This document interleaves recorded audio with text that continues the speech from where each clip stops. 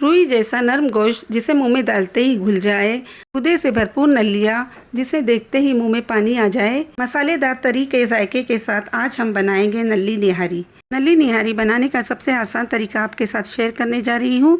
Video को बगैर skip किए एंड तक देखिए। अस्सलाम वालेकुम। सबसे पहले मैंने 1 किलो बकरे की नल्लियाँ ले ली है। नल्लियों के साथ मैंने थोड़ा सा नरम गोश्त भी ले लिया है इस तरह का, और थोड़ी थोड़ी नल्लियों पर गोश्त लगा हुआ है। इस तरह की नल्लियाँ ले। इन नल्लियों को मैंने अच्छी तरह धो लिया था क्योंकि इसके ऊपर थोड़े बहुत बाल लगे होते हैं, इसलिए अच्छी तरह इसे वॉश कर ले। इसे डाल देती हूँ मैं एक कुकर के अंदर। 2 मीडियम साइज़ के टमाटर ले लिए थे मैंने और उसे अच्छी तरह बारीक बारीक कट कर लिया है। इस तरीके से उसे भी डाल देती हूँ। 2 टेबल स्पून इसके अंदर जाएगा अदरक लहसुन का पेस्ट। इसे डालने के बाद मैं डाल देती हूँ नमक। तो नमक आप अपने टेस्ट के अकॉर्डिंग यूज़ करें।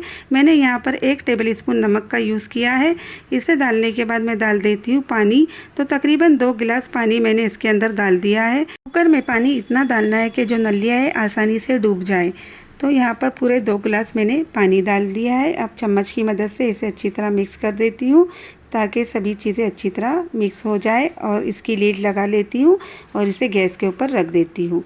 नल्लियाँ गलाने के लिए मैं तकरीबन 5 सीटी लूँगी। 2 सीटी फुल फ्लेम पे लूँगी और फिर गैस का फ्लेम स्लो करने के बाद 3 सीटी लूँगी। यहाँ पर मैंने A1 मसाला ले लिया है जो कि निहारी का मसाला होता है। आप चाहे तो शान वगैरह या किसी भी ब्रांड का मसाला यूज़ कर सकते हैं। तो तकरीबन 2 टेबल स्पून मैंने A1 निहारी मसाला लिया है। 1 टेबल स्पून भरकर कश्मीरी लाल मिर्च पाउडर। 2 बड़ी साइज़ की प्याज मैंने फ्राई कर ली थी और उसे मिक्सी में ग्राइंड कर ली है। तो अब चलते हैं कुकर की तरफ। तो यहाँ पर देखिए नल्लियाँ देखिए अच्छी तरह गल चुकी है। एक नल्ली में निकाल के भी बता देती हूँ। देखिए बहुत ही इसका बाहर का जो गोश्त है सॉफ्ट हो चुका है, आप देख सकते हैं। गैस के ऊपर मैंने एक नॉन स्टिक कढ़ाई गर्म होने रख दी है। इसके अंदर मैं डाल देती हूँ ऑयल। तो मैंने जो प्याज फ्राई की थी वही ऑयल बच गया था, तकरीबन 1 कप ऑयल था, उसे डाल देती हूँ। अब इसे गर्म होने देती हूँ। ऑयल अच्छी तरह गर्म हो चुका है। इसके अंदर मैं डाल देती हूँ जो नल्लियाँ मैंने गला चुकी थी, उसको इस तरीके से पानी निकाल निकाल के डालना है ताकि जो ऑयल है अपने ऊपर ना उड़े। इस तरीके से सभी नल्लियों को मैंने कढ़ाई के अंदर डाल दिया है और आप देख सकते हैं ये अच्छी तरह गल चुकी है। इसके बाद ही इसे डालें, नहीं तो फिर ये अच्छी नहीं लगेगी। अब मैं इसके अंदर डाल देती हूँ 1 टेबल स्पून जो मैंने लाल मिर्च पाउडर लिया था उसे, और जो निहारी मसाला लिया था उसे भी डाल देती हूँ।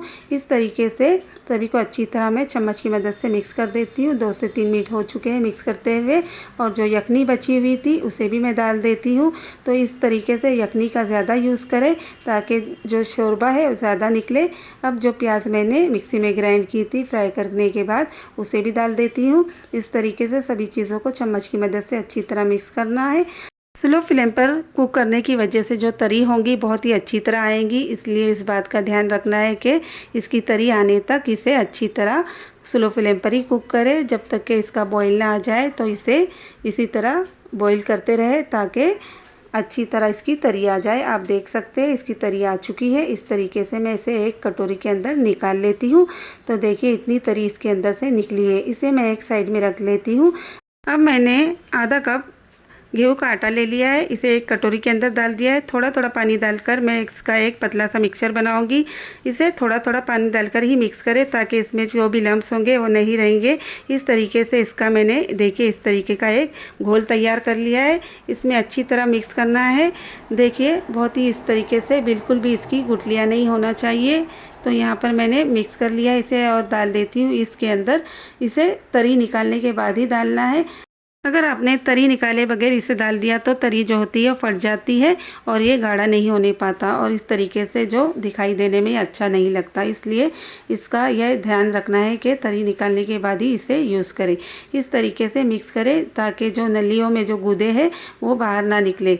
इसे मैं अच्छी तरह मिक्स करने के बाद 3 से 4 मिनट तक इसी तरह स्लो फ्लेम पर कुक होने दूंगी और फिर गैस का फ्लेम कर देती हूँ बंद। इस तरीके से देखिए बहुत ही अच्छी तरह ये कुक हो चुका है। इसे निकाल लेती हूँ मैं एक डिश के अंदर।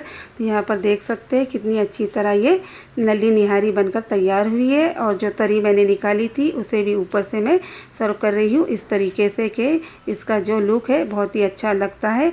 देखिए ये गोश्त भी कितना मुलायम हो चुका है, बहुत ही अच्छी तरह गल चुका है। मिलते हैं फिर नेक्स्ट रेसिपी में।